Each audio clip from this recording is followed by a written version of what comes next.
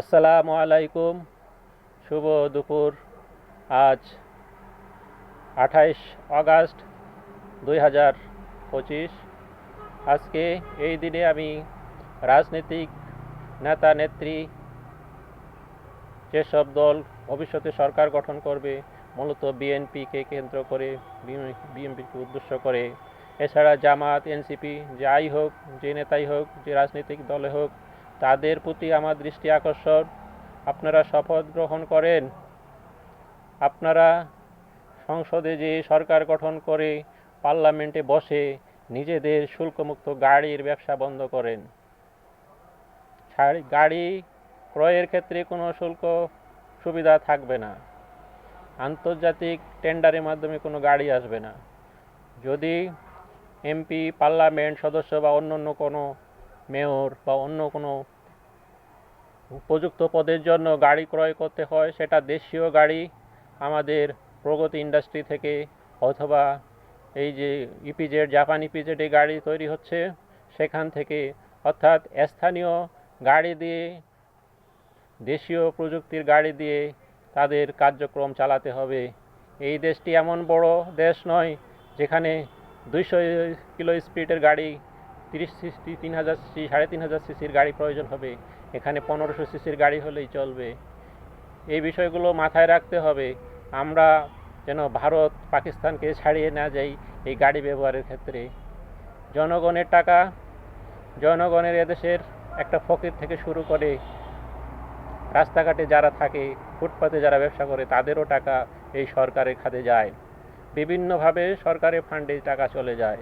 অর্থাৎ 18 কোটি 20 কোটি জনগণের টাকা সঞ্চয় করে সেই টাকার উপরে বিলাসিতা করার প্রয়োজন নাই। আমাদের রাষ্ট্রীয় ব্যবস্থায় যত ধরনের গাড়ি ব্যবহার হবে, সব গাড়িগুলো আমরা দেশ থেকে উৎপাদন করে ব্যবহার করব। প্রয়োজন না থাকলে প্রয়োজন নেই। আমরা ঢাকা থেকে বিভিন্ন ডিস্ট্রিক্টে যাতায়াত করার ক্ষেত্রে পরিবহন, রেল পরিবহনকে ব্যবহার করতে পারি, বিমান পরিবহনকে ব্যবহার করতে পারি। তাদের জন্য গাড়ির প্রয়োজন নেই। নিম্ন পদে যারা থাকবে, প্রতি ডিস্ট্রিক্টে স্থানীয়ভাবে সরকারিভাবে 2-1টা গাড়ি থাকতে পারে, যেটা এখানে যখন এমপিরা আসবে ব্যবহার করতে পারে। অর্থাৎ একটা এলাকায় 4-5টা 7টা এমপি থাকতে পারে। ডিস্ট্রিক্টে যখন আসবে সব এমপিরা একসঙ্গে আসবে না।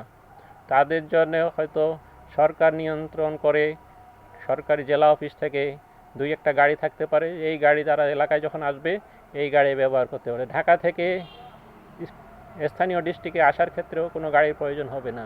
অর্থাৎ ঢাকাতে অবস্থানকালে তাদের বাসা এবং পার্লামেন্ট, আশেপাশের অধিদপ্তর যাওয়ার ক্ষেত্রে গাড়ির প্রয়োজন হতে পারে। সেই গাড়িগুলো আমাদের মধ্যমানের বা নিম্নমানের হলেই চলবে।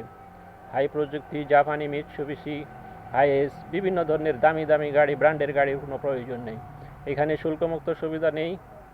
যদি কোনো গাড়ি কিনতে হয় ব্যক্তিগতভাবেই কিনবে, সেই ক্ষেত্রেও একটা সীমাবদ্ধতা থাকতে হবে।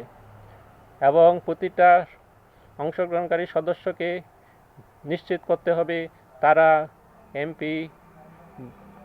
এমপি হলে বা রাষ্ট্রে ক্ষমতায় বসলে তাদের সম্পত্তি বৃদ্ধি করতে পারবে না। যে অবস্থায় আছে সেই কন্ডিশন থেকেই তাকে বিদায় নিতে হবে। অর্থাৎ 5 বছর তার সম্পদ বাড়ানোর কোনো সুযোগ থাকবে না, ব্যবসা করার সুযোগ থাকবে না। এই বিষয়গুলো অবশ্যই মুচলেকা দিতে হবে, এগ্রিমেন্টে দিতে হবে, আন্ডারটেকিং দিতে হবে। এই বিষয়গুলো অবশ্যই সকল দলের একমতে আসা উচিত।